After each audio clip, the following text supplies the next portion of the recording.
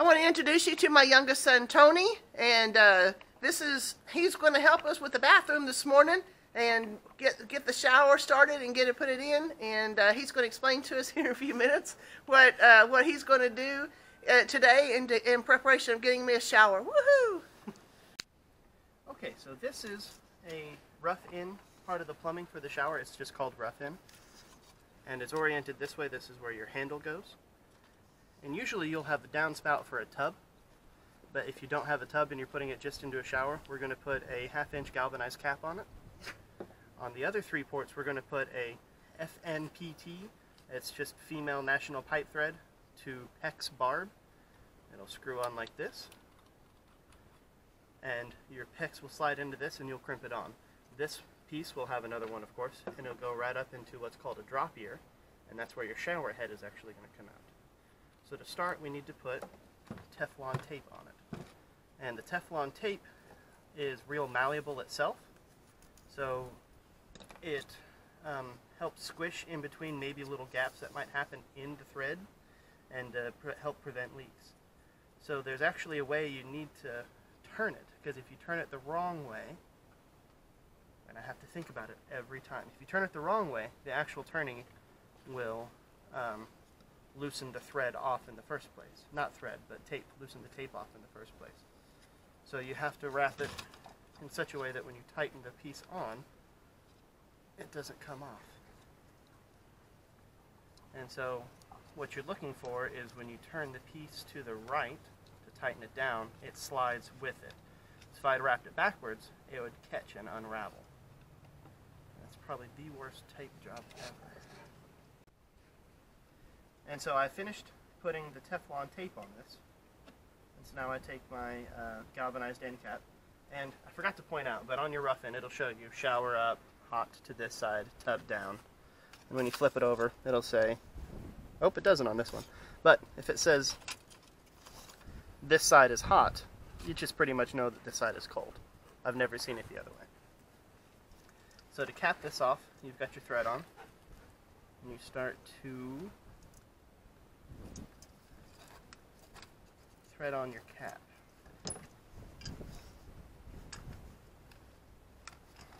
And you do have to get it pretty tight. The only part is you can't check it for leaks until you get it all installed and try to run water through it. But at that point you make sure you don't cover it up by tile first, so it's not that big a deal. And that's about as tight as I'm willing to go. It's pretty tight, but you can crack them if you're not careful. And so my next step is to Teflon tape the other three pieces.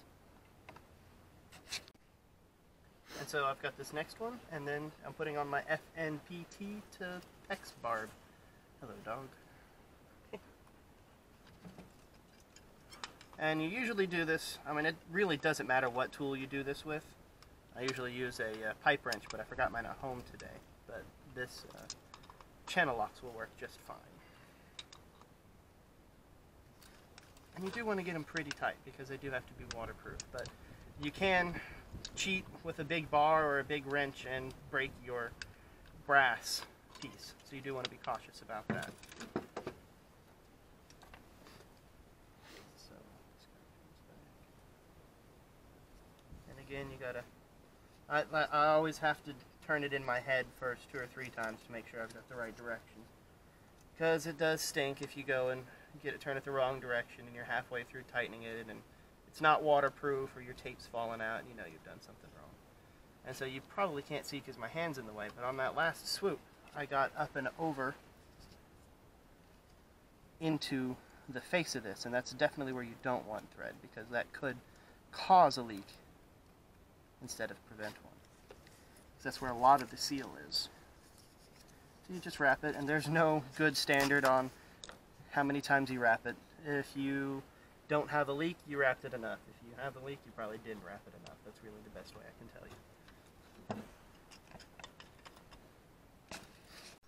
And I need this one. Okay, so he's dealing with the situation here. Obviously, we're inside of a concrete room. I speak softly when I'm in here so it doesn't echo so much. So he cut this line so that this can fit into it more easily. That's PEX. And now he's trying to kind of fit it in just a little bit, and run it where we can run a shower going up there and have our place where we do the hot and cold water and stuff there. But like I said, because it's concrete, he's having lots of fun. I don't know if you can see this or not, but he does have this attached here, and now he's going to start working on getting this side done. Okay, this is what he's gotten done so far. He's got it tilted down so that we can see what's going on. We got this side in okay. He had trouble with this side, especially because it is in concrete and stuff, so he had to chisel some of that out, but he does have it in place. He doesn't believe there's enough crimping in it. We'll have to see, because if it is, we'll have to chisel some more out. But it is in place now, and now he can start going to the next step. I may get a bathroom yet. And so this is what's called a PEX drop ear elbow, and this slides into the piece that comes from the shower out of the rough in. And I believe Mom explained all of this that I had to do here. So this piece usually runs right up in here and sits in top. And I haven't cut this hose yet, and we will later. The problem is the PEX drop ear is just a little too wide to fit in the slot we have. So I'm going to take a grinder and grind off one ear of this, and it should fit in there just fine. Should. And so that's what we're going to do next.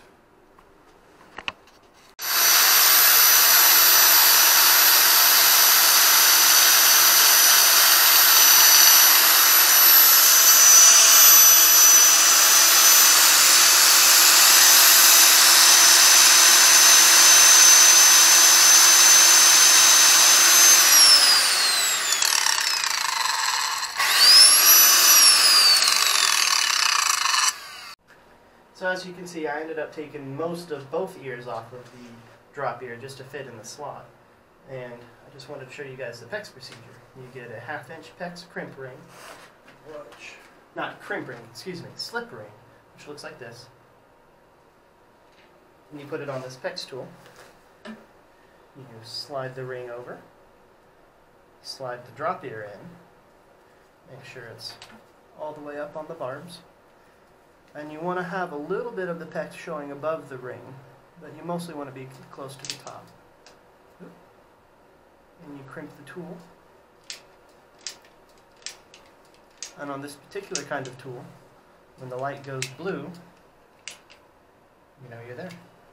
And the cool part about PEX is that you can cut it easily with a knife, and it doesn't really matter the orientation, because you can, it's hard to turn, but you can turn things where you need to, so you can pre-assemble a lot of stuff before you actually put it in there. Okay, what we're looking at here is nothing, and that's good. You know why? I mean, there is stuff there because he put it in, but we turned the water back on, and we do not see water spraying everywhere. So that's a good thing. This is all we're going to do today, and that's fine with me, but we've got another step forward, and I am excited.